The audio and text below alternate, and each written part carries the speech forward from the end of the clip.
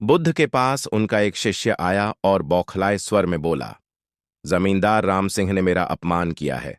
आप सभी चलें, उसे सबक सिखाना होगा।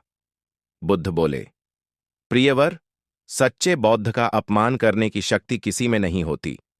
तुम इस बात को भुला दो। जब प्रसंग भुला दोगे तो अपमान कहां बचा रहेगा।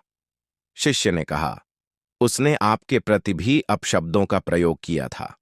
आप चलिए तो सही। आपको देखते ही वह शर्मिंदा हो जाएगा और क्षमा मांग लेगा। इससे मैं संतुष्ट हो जाऊंगा।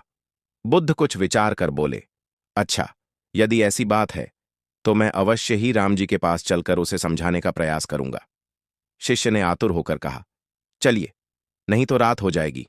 बुद्ध ने कहा, रात आएगी तो क्या, रात के पश्चात दिन भी तो आएगा। यदि तुम वहां चलना आवश्यक ही समझते हो तो मुझे कल याद दिलाना। कल चलेंगे। दूसरे दिन बात आई गई हो गई। शिष्य अपने काम में लग गया और बुद्ध अपनी साधना में लीन हो गए।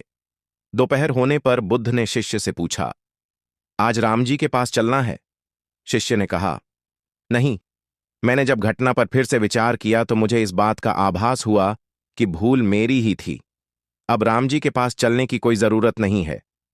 बुद्ध ने मुस्कुराकर कहा, अगर हम तुरंत प्रतिक्रिया देने से बचें तो हमारे भीतर की कटुता समाप्त हो जाती है। शिष्य बुद्ध का आशय समझ उनके प्रति नतमस्तक हो गया।